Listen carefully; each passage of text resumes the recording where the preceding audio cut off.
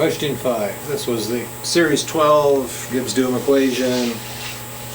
Again, doing it graphically so you can sort of see what you're doing. The vapor pressure of nickel, iron, nickel alloys has been measured.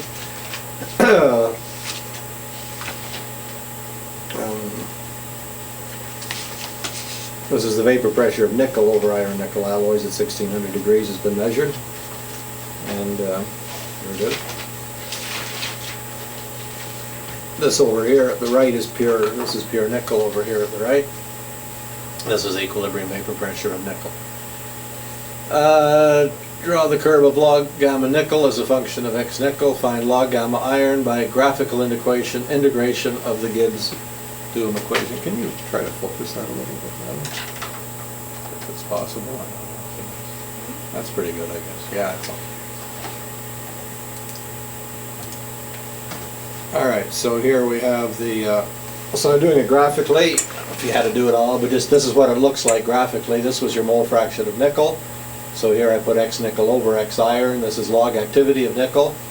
The log activity of nickel is log of partial pressure. The activity is the partial pressure over the partial pressure of pure nickel. The partial pressure of pure nickel is given there, as I said in the table. It's 1.755 is the log of pressure of pure nickel. Okay, so the activity of nickel is the partial pressure over the solution divided by the partial pressure over pure nickel, and the table gives you when x nickel is 1. Okay, and then I can also calculate the activity coefficient of nickel, which is log activity over x. Okay, so these are just inputs to playing around with the table. I've converted from x nickel to log p. I've converted x nickel log p to x nickel over x iron versus log gamma nickel. Alright, and now we have the Gibbs-Doom equation, which goes x iron in one form, d log gamma iron plus x nickel d log gamma nickel equals 0. That's the Gibbs-Doom equation at constant t in the log gamma form. Alright, so the log gamma nickel has been measured, and we can integrate the Gibbs-Doom equation, differential equation, to get log gamma iron. So rearranging this equation, putting this term on the right and doing integral, we get log gamma iron is equal to that integral of x nickel over x iron versus log gamma nickel. Alright, so here are my, this is x, these are the experimental points. These are the experimental points. Versus I plotted minus is minus here, so I plotted minus log gamma nickel versus, so these are experimental points. And log gamma iron is then, this is actually log gamma iron minus log gamma iron at the lower limit of integration. So again, I need a constant of integration, but if I choose the lower limit to be x nickel over x iron equals 0, which is here, then at that point, log gamma iron at that point is equal to 0. Okay, so over here I have log gamma iron minus log gamma iron at the lower limit of integration, but the lower limit of integration is chosen where log gamma iron is equal to 0, gamma iron is equal to 1, pure iron. Okay, so basically then the log gamma iron at any composition is simply the integral, which is the area under this curve integrated, well it's negative, so I'm integrated from right to left. So the log gamma iron at this composition is equal to this area, log gamma iron at this composition is equal to 1 plus 2, and so on. So if you did a graphical integration, you could draw this thing up and you could integrate the thing graphically. Okay, or you can of course set this to a curve and integrate it analytically, whatever you want. But I mean graphically, at the various composition points here, log gamma iron is equal to this area, this area, this area, integrating from right to left. It's integrating from right to left is a negative area. Okay, so this is my total area of 1, 2, 3, and 4.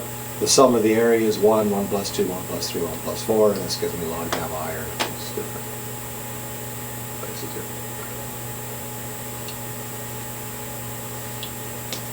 I can actually remember when we actually did graphical integrations. You actually drew the thing up on a piece of graph paper and you measured the area. And it was interesting that there used to be little machines called planimeters that you'd place on here and then you'd move the thing along and it would kind of calculate the area for you. The other way was to put it on a piece of graph paper with millimeters and count the millimeters. But the most accurate way and the fastest way to do it was to put it on a piece of graph paper, and the thickness of paper is very, very uniform. And with a pair of scissors, you simply cut out the little sections and weigh them.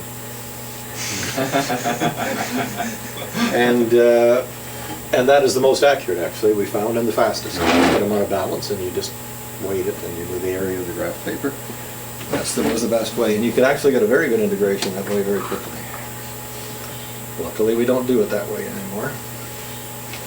The second part was if you wanted to do it, I don't even know if it's worthwhile going through. Well, maybe it is.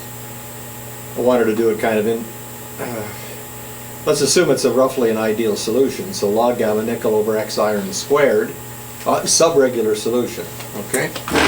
If it were a subregular solution, then log gamma nickel would be a constant times x iron squared plus another constant times x iron cubed. That would be your subregular solution, cubic equation, right? Or log gamma iron over x iron squared would be a plus bx, so it would be linear. All right, so let's presume we have no computers, and I took x nickel and I took log gamma nickel over x iron squared, and when I plot it up, you find it's not half terribly bad. It's a straight line. You can see it doesn't really, but okay. So I just draw this up by hand, and now I have a subregular solution. So now I can integrate the thing. Now I just fitted this up on a piece of graph paper. This was done like 30 years ago, by the way. Log gamma nickel over x iron squared. That's the equation of that straight line, which I drew by eye. So log gamma nickel is given by that expression. And then I integrated it the way we did yesterday, or last week with the, you integrate this equation, then integrate the equation, but analytically. This is the way when we do it. Log gamma iron is equal to this is what we did before. Forget what I just said there. This is a better way of doing it. And then we just put in the equation, d log gamma nickel. For the equation that we fitted, we do the analytical integration. You end up with almost the same thing as you got graphically. What you would do now is, of course, essentially this. You fit the thing up, you can fit it up too. But once again, you got to remember, when you're doing it this way, when you're doing it graphically, you realize that this is the point from which you're integrating. Okay, so now if these points are way, way up here, this is a nonlinear extrapolation too. You've done this kind of by hand. I took these points and you draw them up, and then you kind of extrapolate this down to here. And you realize when you do it graphically that this area depends upon where you put this point at pure iron. And if these points are way, way up and only at low compositions of nickel, then you realize you've extrapolated the thing a long way. When you do it this way, you also are extrapolating a long way. You're extrapolating from pure nickel. These are your experimental points, and you're extrapolating this line all the way back up to here. Okay? So you're assuming that this linear line you drew here extrapolates here. Now maybe this isn't so good because you can see there is kind of a curvature to this thing. And just making this is a pretty good straight line through these points, but if you extrapolate it, maybe you should really be extrapolating up to here, and this is your integration. This is your lower limit of your integration at this end. Okay. So what? No, sorry, I'm backwards. You're going from x. This. Where did I get that point from?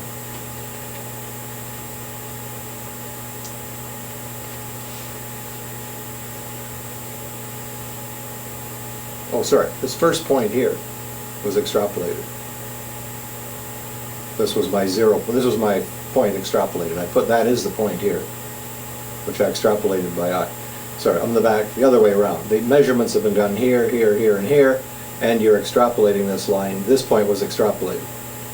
Okay, but you can see, okay, here it is pretty good because these points, I'm sorry, what I said here was, well, forget that. Your lower limit of integration is here at pure iron because you're calculating log gamma iron. You need one point where log gamma iron is known. It's known at pure iron.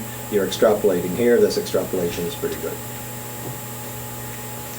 But if you do it graphically, if you do it analytically and you don't think about this, then so it's only this is only as far as I'm extrapolating the line. So that's not bad. So therefore this is probably reasonable. This is reasonable endpoint to use. All right, let's go on to number 6. Okay.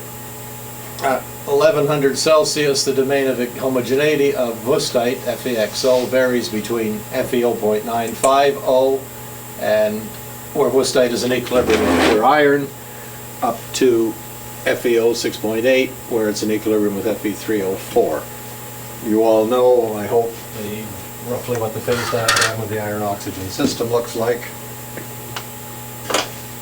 It's in the chapter here somewhere. I'm going to put it up. Somewhere in the chapter you've got the iron-oxygen phase diagram. Does anybody know that?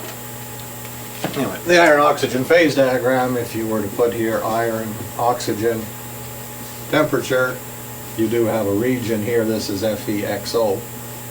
Okay, and in this temperature range here, this is Fe plus FeXO. And this is FeXO plus Fe2O3, and then there's more stuff. Okay, so you have a range here of existence of FeXO is a non-stoichiometric compound whose composition varies. Okay, over here it's in equilibrium with iron, and at this end here it's in equilibrium iron, that's Fe. This has the composition Fe 0.950. That's the left-hand limit at 1100 degrees Celsius is Fe 0.950. And the right-hand limit, or where X oxygen over X iron is 1.0477, where Wüstheit's in equilibrium with pure iron, up to the other end over here, which is Fe 0.8080, okay, where it's in equilibrium, sorry, not Fe2O3, Fe3O4. All right, and that's, you can look at the iron-oxygen phase diagram, you'll see this week. Erkin and Guri measured the pressure, partial pressure of oxygen in equilibrium with FeO on function of X, and using the X naught when expressing the composition here, X is the value, this is usually the way Wüstheit is expressed, as FeXO. So X is not the, X is the ratio of iron over oxygen. Okay? So they measured the partial pressure as a function of composition using CO-CO2 mixtures. Okay, so they measured the partial pressure of oxygen across this region. At different points on here, they measured the partial pressure of oxygen simply by taking FeXO, equilibrating it with the CO-CO2 mixture, which fixes the oxygen pressure. Okay, and then analyzing for the value of X.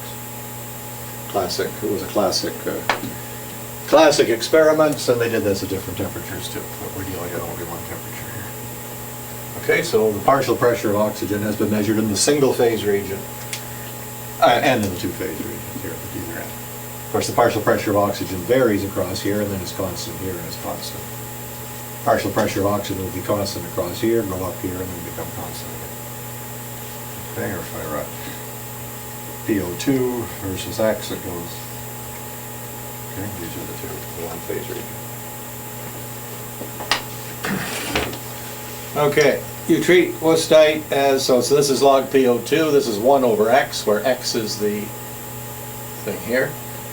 This is 1 over X, and this is log PO2. We treat Wüstheit as a solid solution of iron and oxygen, because it is.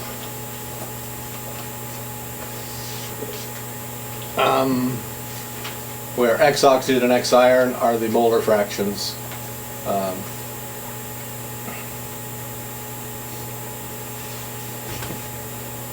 X oxygen over X, this should be down, equals 1 over X and FeXO. Calculate the activity of iron as a function of composition by graphical integration of the Gibbs-Duhem equation. And by graphically integrating the Gibbs-Duhem equation, you've got to fix the limit of integration. To fix the limit of integration, use the fact that the activity of iron is 1 when Wüstheit is in equilibrium with a pure iron. Okay, so we don't have a solution that, as in the previous example, the solution went all the way over to pure iron. Now the solution does not go all the way over to pure iron, it only goes over to here, but at that composition, it's an equilibrium pure iron. So at this point, at this composition, at this point, the activity of iron equals 1. Because the Wüstheit is in equilibrium with iron. So when you're integrating the Gibbs-Duhem equation, you need a fixed point. You need the activity of the other component, oxygen, as a function of composition. That permits you to integrate to get the activity of iron within a constant of integration, but you need one composition where the activity of iron is known. And the activity of iron is known in this case at that composition where it's in equilibrium with pure iron, so the activity is 1. And whether you're doing this graphically or analytically, you cannot get around the fact that you need this constant of integration. Okay, so that's the main thing, and so we do that.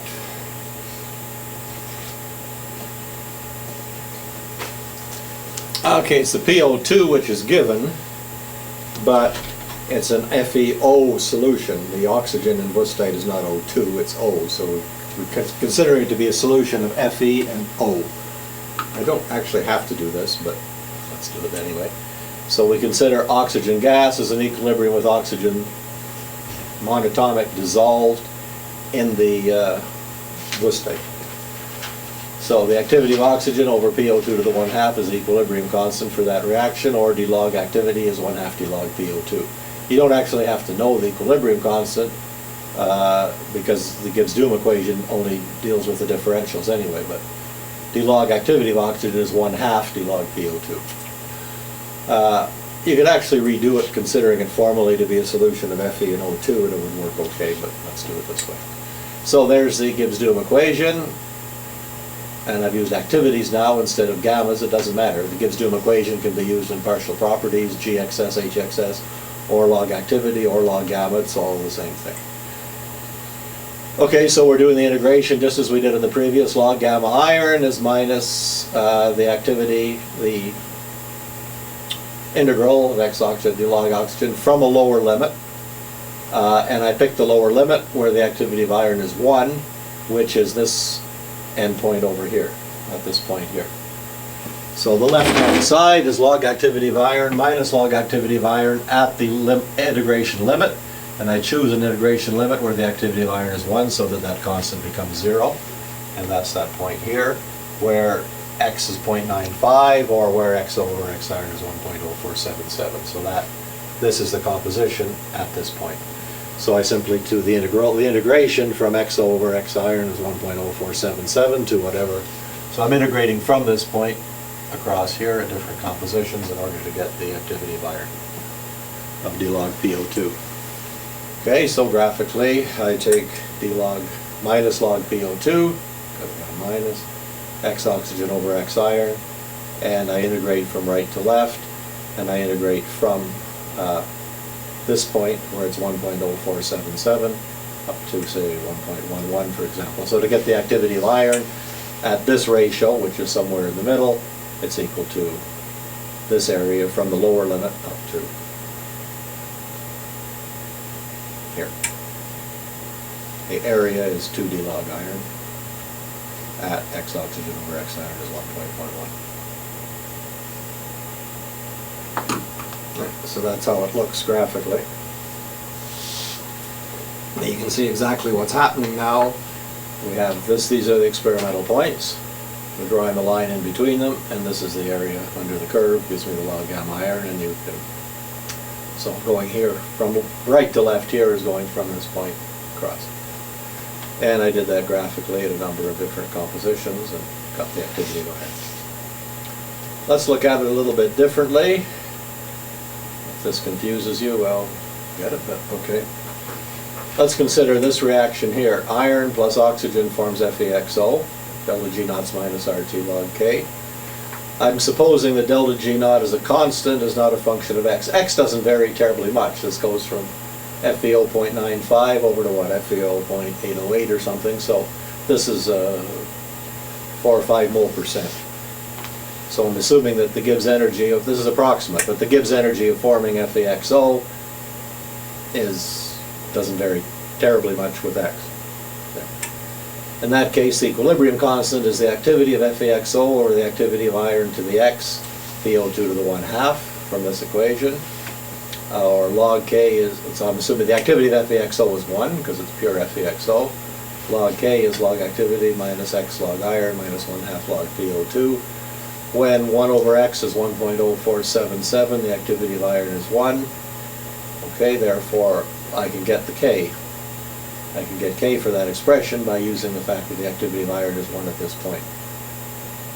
Okay, so the log activity of iron then, when 1 over X is 1.0477, I know the log, I can calculate the Okay, when x is 1.0477, log PO2 is minus 12.90 from the table, so that gives me log K. Therefore, putting that back into that equation, I end up with an expression for log activity of iron as a function of log PO2. And it comes out, if you compare that table to that table, it comes out pretty close. So the accord with the part A is excellent. So basically this works because the FEO, now if FEO was, if this was an extremely narrow region, then of course this really would be Ken. You don't have to, okay, you can just extrapolate, you can just do the thing that way. So even when it's a few degrees wide, it's a rough approximation, pretty good approximation that the delta G0 does not vary tremendously with the composition across here. As this becomes narrower and narrower, the delta G0 varies less and less with composition, so it's a better and better approximation. But this is approximate, this is exact, but the two are pretty close. Part C I don't think is worth going into, that was just to fiddle around with. What did I say in part C? Part C has nothing to do with the Gibbs-Doom equation, it was just the activity of iron.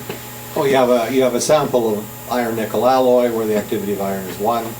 Calculate the minimum ratio H2H2O necessary in order to keep a brilliant surface or another bright surface, in other words, to avoid oxidation. Okay, so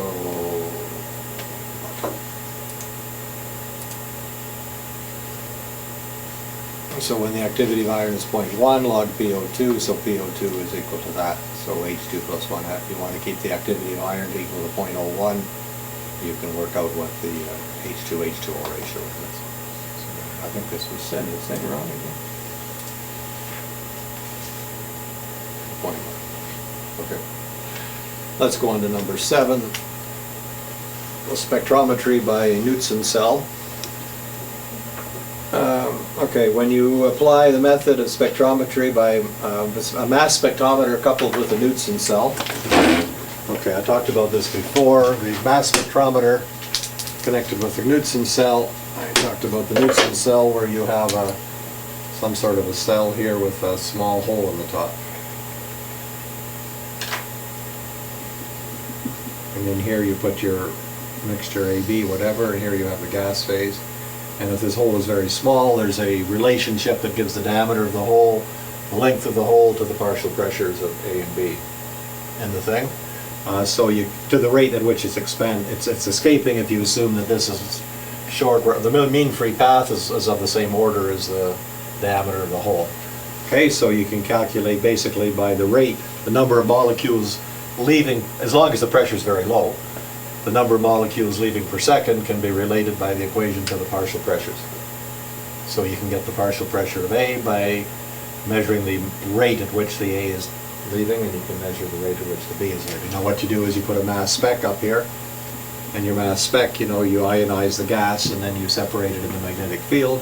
So the molecules, the different molecules, A, B, A2B, and so on, are separated and they arrive at different points over here, so you can separate the molecules and you can count all the different molecules. So in principle, you can get the partial pressure of every gaseous species. That's how the mass spec works. This only works if pressures below about 10 to the minus 9 or so, otherwise there's too much collision the equations become too complicated. Okay, but if it's very, very low, then they're pretty well, they go through it without really colliding very much, and then you can separate them in the mass spec and you can separate the whole thing. The trouble is, calibrating the thing is really difficult. So although in principle I can measure the partial pressure of A and the partial pressure of B, calibrating the thing to get the absolute values of PA and PB is difficult. However, the ratio of PA to PB can be obtained fairly easily because any calibration error for PB is going to be the same calibration error for PA. Okay, so if PA is off by 50%, this will be off by 50%, but the ratio is the same. So this is generally how mass spectrometry is done. The ratios are okay. You could get two peaks of which the height depends on the partial pressures of A and B. The height of the peak is the rate at which the atoms are leaving. A absolute calibration is difficult. However, you can use the ratio of the heights. Okay, so therefore you can measure the ratio of activity of A over activity of B. So we measure the activity of A divided by the activity of B in the liquid as a function of composition. Okay, so I said if the ratio A over AB is measured at constant temperature at several compositions from 0 to 1 mole fraction, show that we can integrate the Gibbs-Duhem equation in order to separate activity of A and activity of B. Okay, so the Gibbs-Duhem equation we showed up to now, the previous examples, is you measure activity of B and you integrate the Gibbs-Duhem equation to get the activity of A. But it's also possible to measure the ratio of activity of A over activity of B and integrate the Gibbs-Duhem equation to separate them out. And it's actually quite straightforward. That's it. This is your Gibbs-Duhem equation, XA d log activity of A plus XB d log activity of 0 at constant temperature. I replace XB by 1 minus XA, combine the logarithms over here. This way, this is just a little manipulation, and do the integral. So the log activity of B at any composition X minus the log activity of B at some endpoint X prime where it's known is equal to this integral. Okay, so I have activity of A over activity of B at various compositions XA. I do the integration from a lower limit to X, and that gives me log activity of B at X minus log activity of B at X prime, and if X prime is pure B, then this term would be 0. And that's how the mass specs are generally done. And this then, you measure it over a composition range, and you can do the same thing from the other side. If you measured it over the whole composition range from pure A to pure B, you would then put X prime equal to X prime B to be 1 here. That gives you activity of B, and well, if you got activity of B, you can put it back in the ratio and get activity of A. Integrate the other way. And then you separate the things out. So, in principle, the mass spec you measure at one composition, and you can get the two activities at that composition, but it's more accurate to measure it as a function of composition and integrate the Gibbs-Duhem equation this way to separate them out. That's how we do it.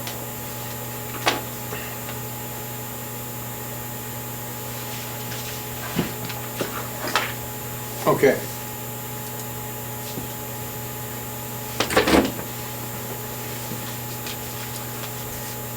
When we, the thing is, when we did the way back in the old days, when the Gibbs-Duhem equation was, when we were doing analyses the way you're doing now of data, you use the Gibbs-Duhem equation a lot because you'd measure one activity and then you'd integrate the Gibbs-Duhem to get the other activity and so on. Now you do optimization, you fit the whole thing up, you put everything in, and you forget that you're using the Gibbs-Duhem equation, which is the point I'm trying to make. It's still, the Gibbs-Duhem equation is what relates these things, and this integration constant and what you're really doing is really important. So you're still using the Gibbs-Duhem equation all the time, even though you don't realize it. And as I said last week, you can be careful. Okay, let's go on to something new. For a little bit. Not for very long. So what I want to do is I want to go to, well, let's go to the book just for a second.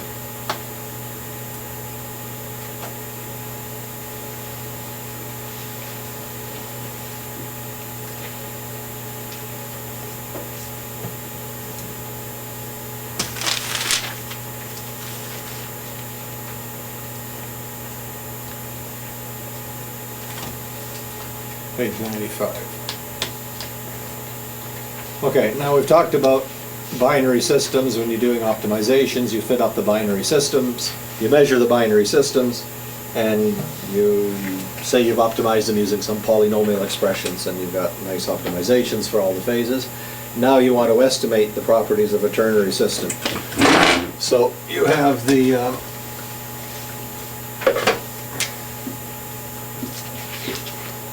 all three binary systems here. We have some sort of expression for a phase for the GXS is known in all three systems, and we'd like to be able to calculate the GXS of the phase within the ternary triangle.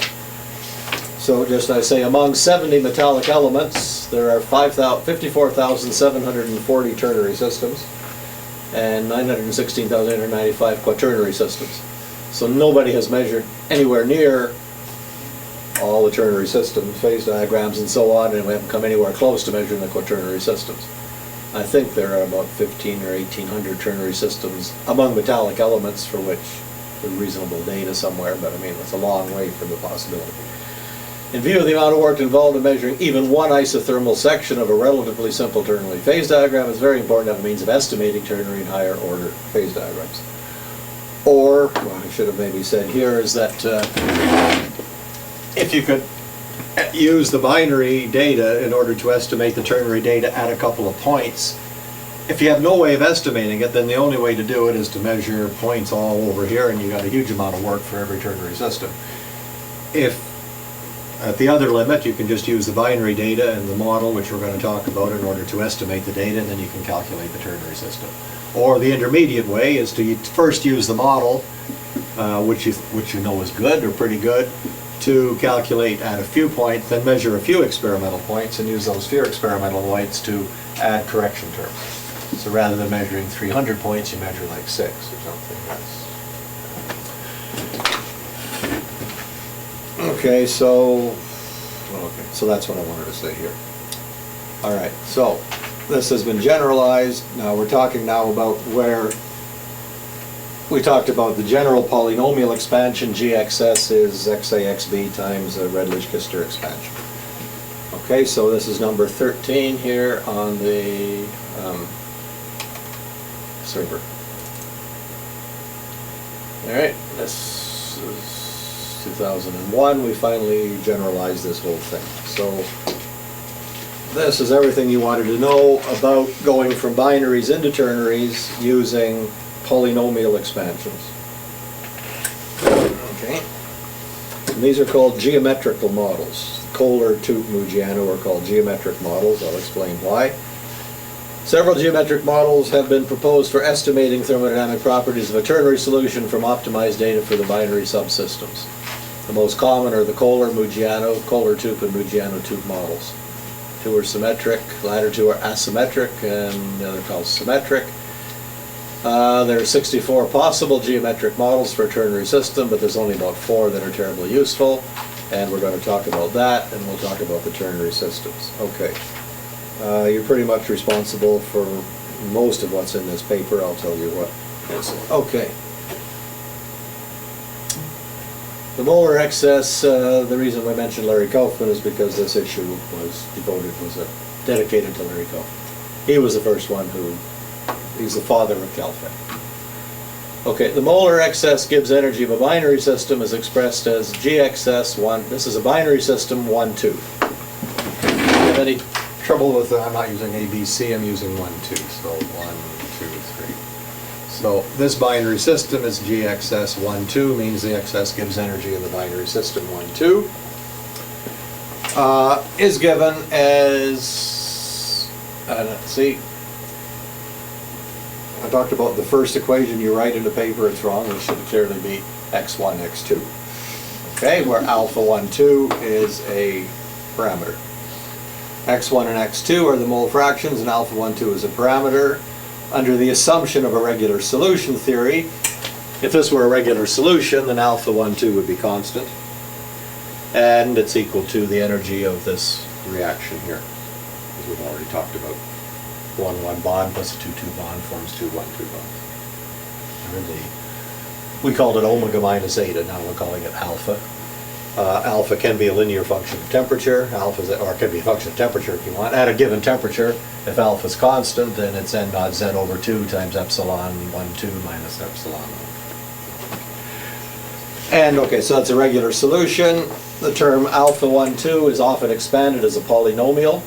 So if alpha 1, 2 is a constant, you've got a regular solution, or you can write it in a very general form as alpha 1, 2 is a number of constants times x1 to the I, x2 to the j, starting at I is equal to greater than 0. So we have gxs1, 2 is x1, x2 times, and then if it's a constant, this would be q1, 2, 0, 0. x1 to the 0, x2 to the 0, plus you could have a term like q1, 2, 0, 1, x2. You could have terms like q2, 1, x1, q1, 0.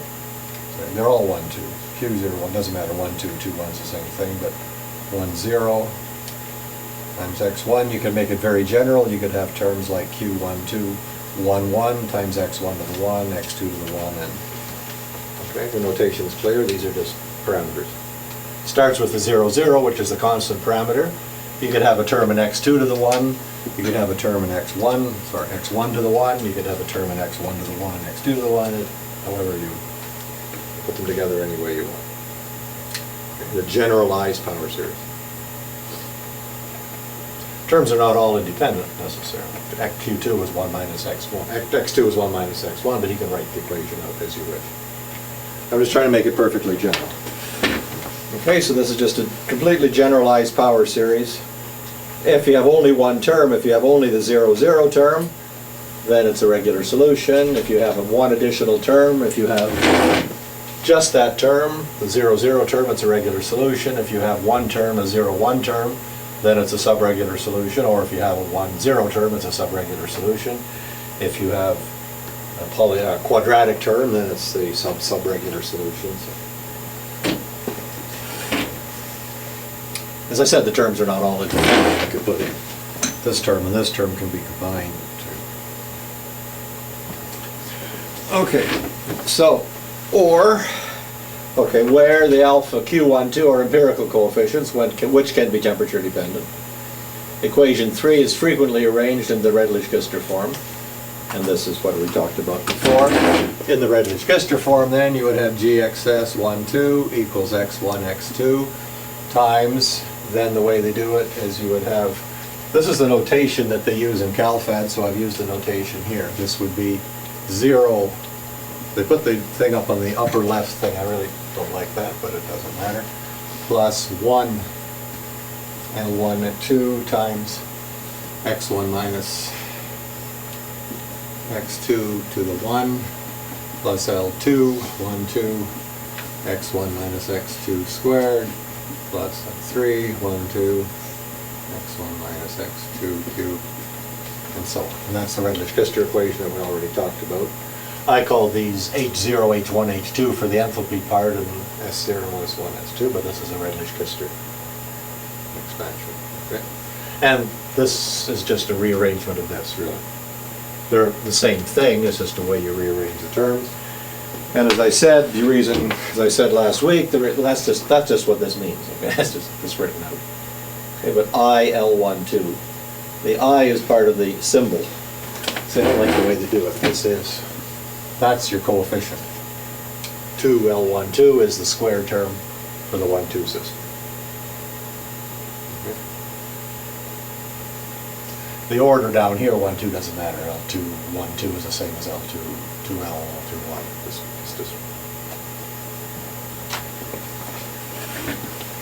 All right, and as I said a week or so ago, the reason we redo it this way is that these coefficients are less correlated than these coefficients. So as you add more and more terms, the L1, 2 tend to get smaller in numerical value and remain more or less constant, whereas these Q's here can blow up and become huge long things.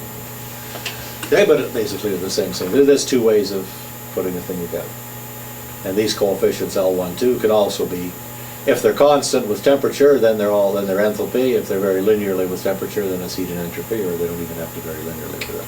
Okay, so this is what we're doing. So these coefficients, either the Q's or the L's, depending on what kind of way you wanted to do it, are obtained empirically or they obtained by optimization as functions in general composition and functions of temperature too in the general case. All right, so everybody's happy with my notation here? There's nothing new. All right. The reason we do the Redlich-Kister is because the coefficients L1, 2 tend to be less strong. Okay, for ternary system, okay, so now we have for the 1, 2 system, we have these parameters L1, 2 or Q1, 2, whatever. We have numerical values of these coefficients for for the 1, 2 system, for the 2, 3, and for the 3, 1 system.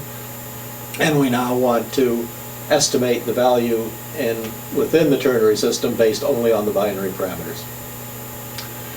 Okay, for all these methods we use the same general equation here. The GXS in the ternary x1, x2, and x3 are the mole fractions in the ternary, are x1, x2 times the alpha 1, 2 at some point A in the binary system 1, 2, plus x2, x3 times the value of alpha 2, 3 at some point B in the 2, 3 binary system, and so on, plus these ternary terms, which to a first approximation are 0.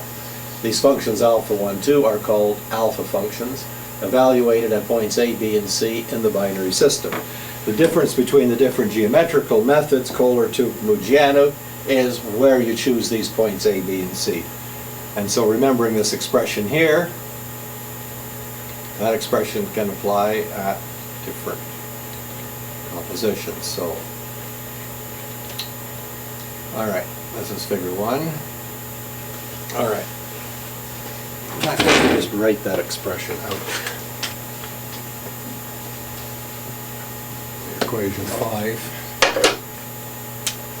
So GXS in the ternary is alpha 1, 2 at point A times x1, x2 plus alpha 2, 3 at point B times x2, x3 plus alpha 3, 1 at point C, x3, x1, where the alphas are the values in the binary system. So if this alpha 1, 2 is the value at that point A, and the value alpha 2, 3 is the value at this point, and alpha 2 is this point, then you draw lines like this, straight lines from the corners of the triangle to that point.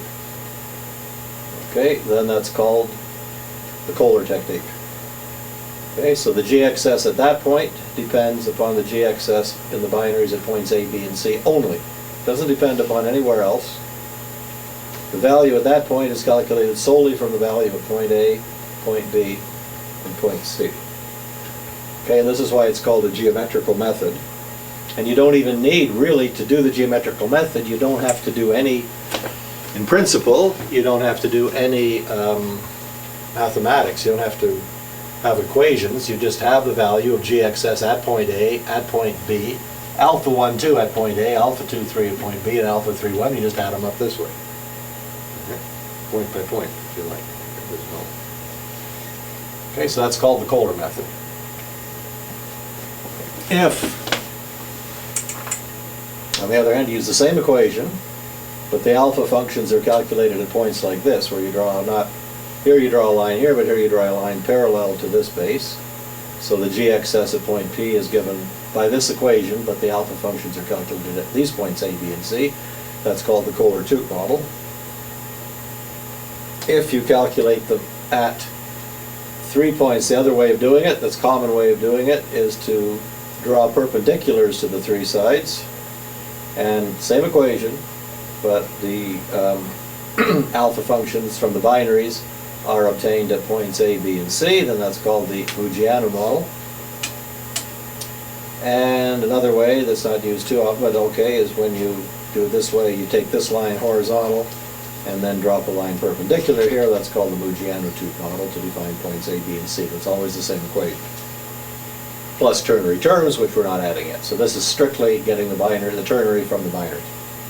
Now, suppose that the alpha functions are all constant, and all binary systems are regular. In that case, the alpha function is not a function of composition along here. Okay, the alpha function is independent of composition the alpha functions are independent of composition. In that case, all the methods are the same. Okay, because the alpha 1, 2 doesn't matter. The alpha 1, 2 at this point A is the same as the alpha 1, 2 here, and the same as the alpha 1, 2 here. Okay.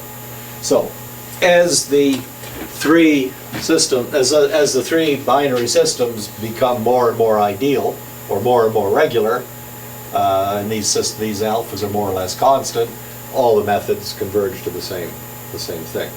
The difference between the methods comes when these binary alphas are strong functions of composition in the binary system. Then you get big differences. And the differences can actually be quite large. Okay, so we have some time. Let's do a couple of things then.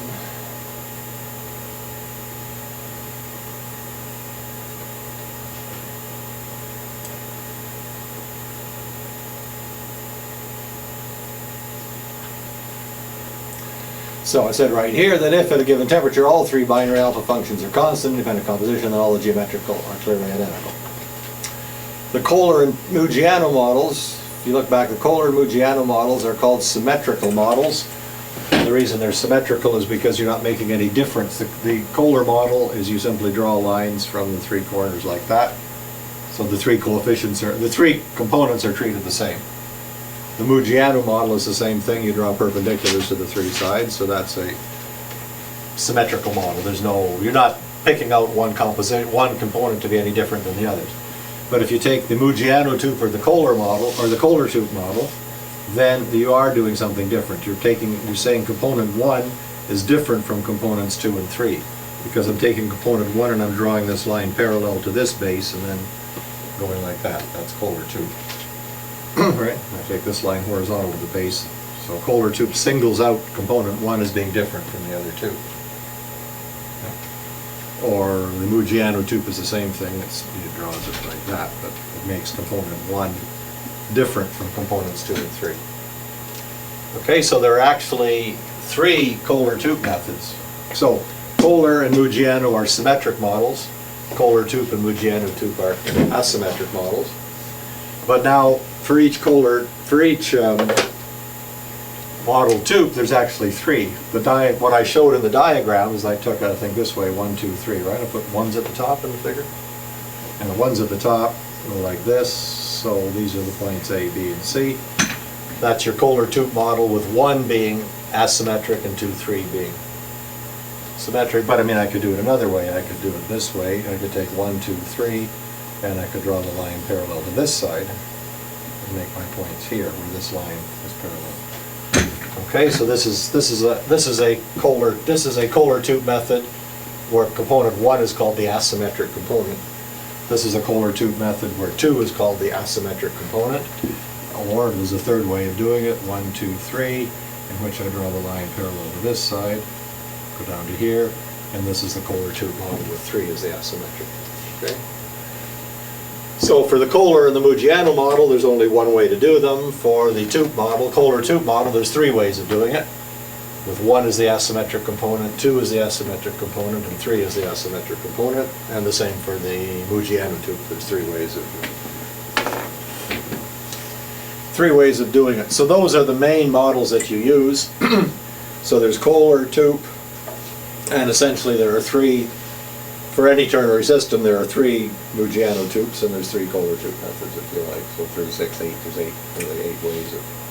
8 ways that normally you can do it. You can go from the ternary binary to the ternary system. Oh, there's actually 64, which I'll show you, but these are the only 8 that you use.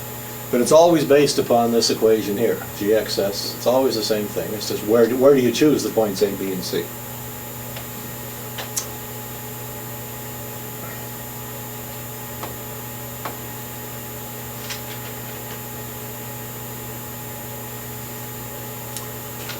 All right, let's look at the difference between a symmetric and an asymmetric model.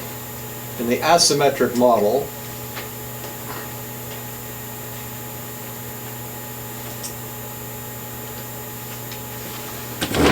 that's what I'm saying here.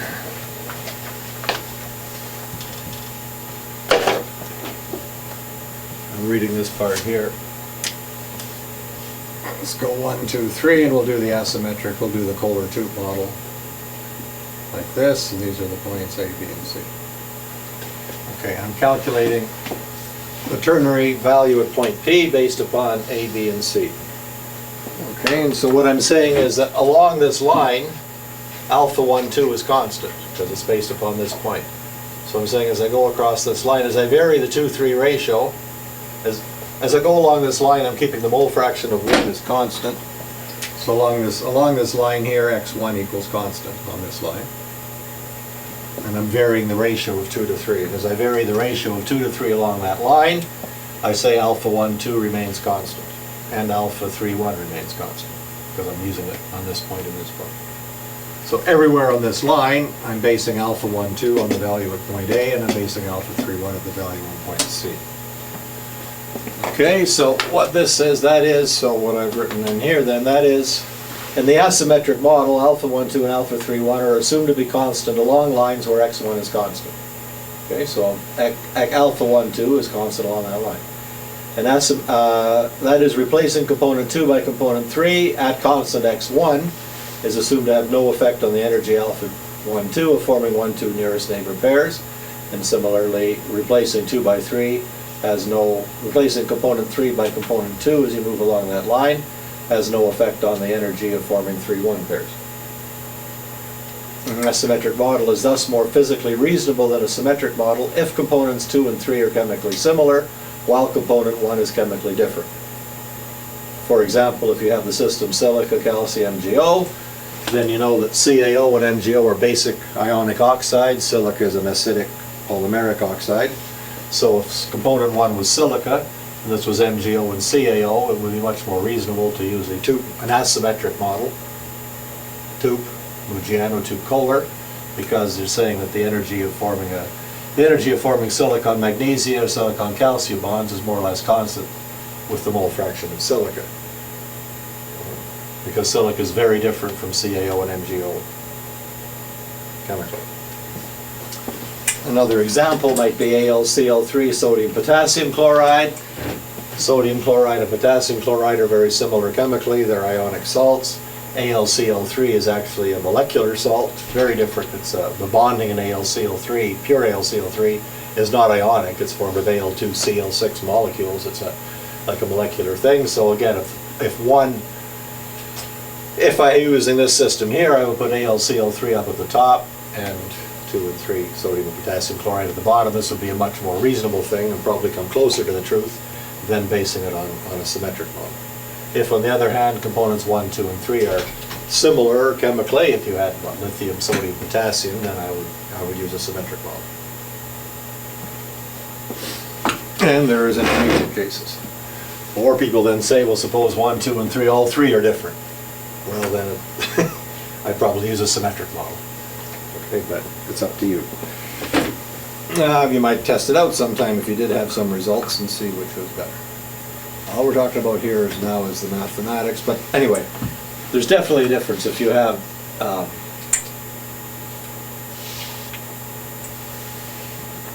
okay, clearly then, as I said, it doesn't matter if the solution is close to regular, then whether you use a symmetric or asymmetric model, you get the same answer because the alphas are constant. However, when Gxs is large and alpha 1, 2 and alpha 3, 1 depend strongly on composition, symmetric and an asymmetric model will give very different results. So I'm dealing with now with this here, and I'm saying, let's say this solution 2, 3 is fairly alpha 2, 3 is reasonably constant, but alpha 1, 3 over here and alpha 1, 2 over here vary strongly with composition. In this case, it can give you a very different result because alpha 1, 3 at this point, then if I were to use the Kohler, I'd be basing it on this point, and alpha 1, 3 at this point. If I'm trying to calculate Gxs at this ternary point. If I use a symmetric model, it's based on the binary value at this point. If I used a Kohler model, it would be based on the binary value at that point, and if alpha 1, 2 varies greatly with composition, clearly you're going to get a big difference. Okay. So I just did an example here. I assumed that alpha 1, 2 and alpha 1, 3 were equal to minus 50, 1 minus x1. So that's very, very asymmetric. And I let alpha 2, 3 to be 0. So I assumed that 2, 3 was actually an ideal solution. So 2 and 3 are very similar. Actually, 2 and 3 are virtually the same thing because alpha 1, 2 and alpha 1, 3 are identical. So 2 and 3 in my example are very, very similar materials, and these alphas, however, vary quite strongly with composition as you go along this way. And minus 50, 1 minus x1 kilojoules is not out of the question. So that is the binary solutions 1, 2, and 3, 1 have identical properties, which are very asymmetrical, and the 2, 3 solution is ideal. Clearly, you would expect Gxs in the ternary system to be nearly constant at constant x1. I mean, if 2 and 3 are very similar, almost identical, and form an ideal solution. And if this binary is the same as this binary, then you would certainly expect Gxs to be more or less constant along that line. Replacing 2 by 3 doesn't make any difference. Okay.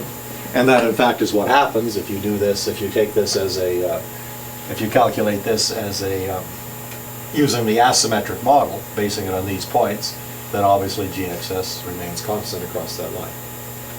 But if I were to use a symmetric model, let's say I use the tube model, then it certainly would not remain constant along that line. As I move along, if at this point here, I'm basing it on this point, at this point here, I'm basing it on this point, at this point here, I'm basing it on that point.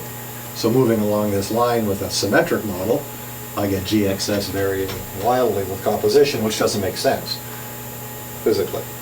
And actually, if we did that, do this here, and use the, in this case, the Mujiano model, to calculate the phase diagram, just put that into FactSage, and you end up with a miscibility gap. So this is that value. This is GXS13 is minus 50,000 x1, x3 squared, and so on. The alpha function is x1. You end up with a two-phase liquid here, which is ridiculous in the system. Two-phase liquid with tie lines going this way. Okay. Whereas if you do it asymmetrically, you get we get just a flat GXS circuit. Okay, so the difference can be enormous.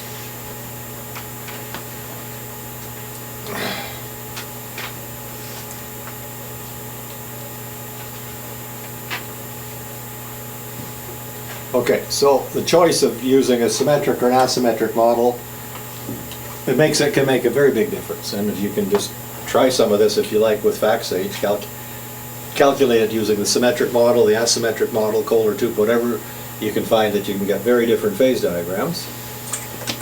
Okay, we here are about the only people who use asymmetric models. Nearly everybody in the world uses the Mujiano method for everything. So they take a point here and they draw the three, which is a symmetric method. Okay, and they just use the symmetric Mujiano method. The reason they do that is because they have the thermocalc or the Pandat software, which is programmed this way. And it is a program to use the tube method. So you're stuck if you use thermocalc or Pandat or SGT, whatever. They basically use the Kohler model, the Mujiano model everywhere, which is a symmetrical model. And if component 1 is very different from components 2 and 3, you can run into big trouble. Okay, here we have the flexibility. And it's important to choose things properly. Put the asymmetric thing at the top. Okay, so that's my first comment upon the Mujiano method. It's okay to choosing the symmetric or the asymmetric model is important. Second thing is, okay, supposing you're going to use a symmetric model, that's okay. Should you use, this is the Mujiano model, or the Kohler model? The Kohler model goes this way,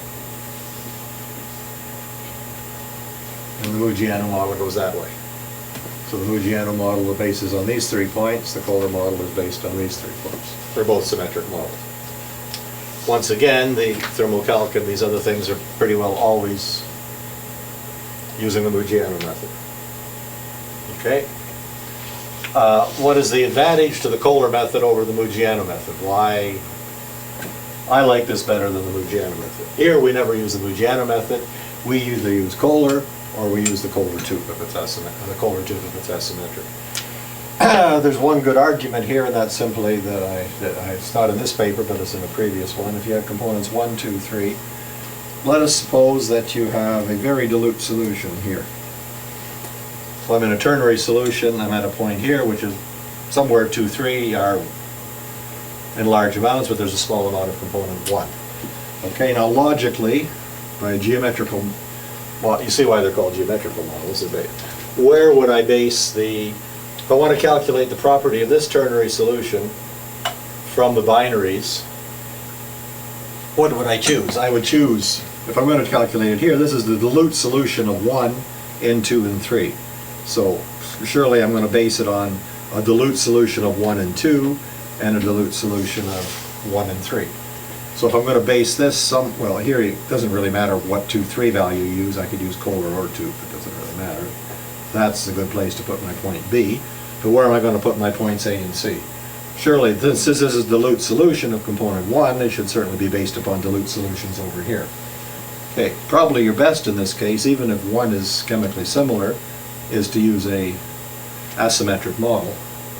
Draw a horizontal line, Kohler tube, and use these 2 points. Okay. But if you want to base it, if you want to use a symmetric model, the Kohler model isn't much different. The Kohler model, still, if this is very dilute, I take a line here from this corner over here, and I take a line from this corner over here, I still end up in dilute solution region. But let us suppose now I use the Mujiano method. I drop a perpendicular here, that's fine, but now I drop a perpendicular here, and I drop a perpendicular here. So now I've got this dilute solution of component 1, and I'm basing it upon the properties of a concentrated solution of 1, 3, and 1, 2, which doesn't make a lot of sense. I mean, physically, if you have a dilute solution of component 1 in an alloy 2, 3, you're going to base it upon the properties of dilute solutions, not upon the properties of concentrated solutions. I think that's the main reason that I prefer the...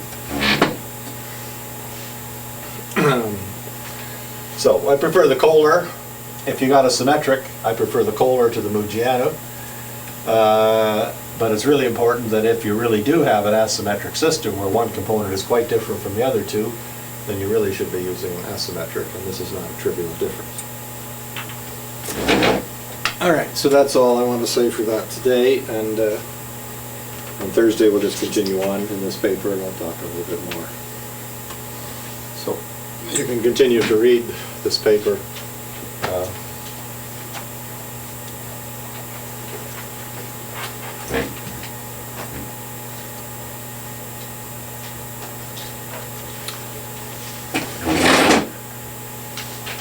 Okay, so the exam tomorrow is open book. You can bring any documents you want with you. It's you can bring your computers. You can bring any inanimate device you wish. You just can't talk to another person. It'll be 3 hours from 10 to 1. If you show up here at 5 to 10, we'll put you in different rooms somewhere. And, I think you should have plenty of time to do the exam. Okay. Proceed.